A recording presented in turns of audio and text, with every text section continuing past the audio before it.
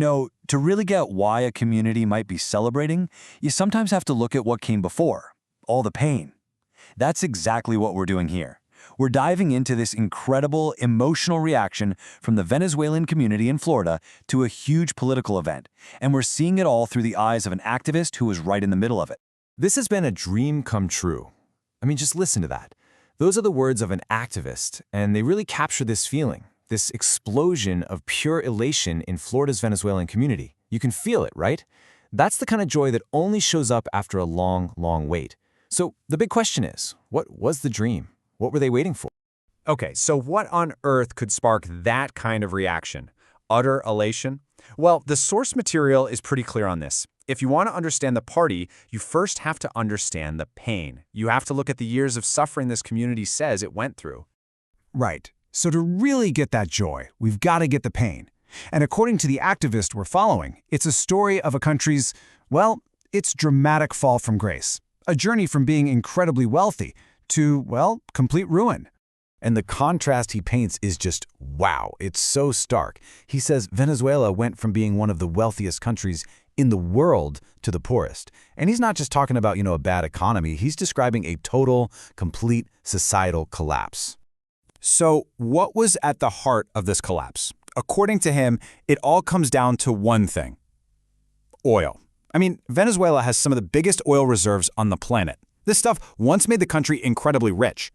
But the activist claims that because of massive corruption and just plain mismanagement, that entire industry became just a shadow of what it was before. And of course, that kind of economic ruin, it comes with a staggering human cost. The activist doesn't mince words. He calls it a massive humanitarian crisis. But listen to how he defines it. It's not about numbers or statistics. For him, it's about losing the most basic things, the feeling that your rights, your future, everything was just stolen from you. And the scale here is just hard to wrap your head around.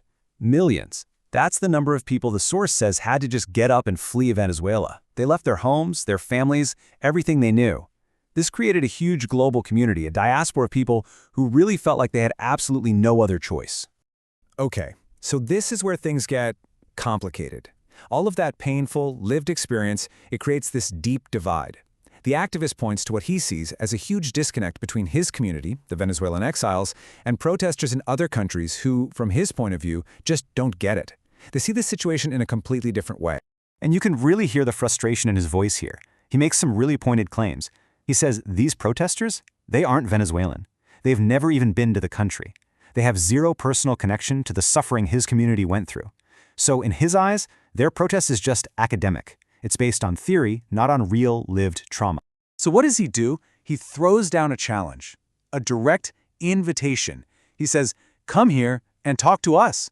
He's literally inviting them to Doral, Florida, which is like the hub for the Venezuelan American community. And the message behind that is so powerful, right? It's basically stop talking, stop guessing, and come listen. Listen to the people who are actually there. And really, this is the whole point he's trying to make. It all boils down to this. You simply cannot understand the celebration if you don't understand the pain that came first. From where he's standing, lived experience isn't just a way to see things. It's the only way that truly matters. But, this story isn't all about looking back at pain or frustration. It's also about looking forward. The activist also shares this really powerful vision for the future. There's a real sense of hope here, and it's all focused on rebuilding, on what comes next.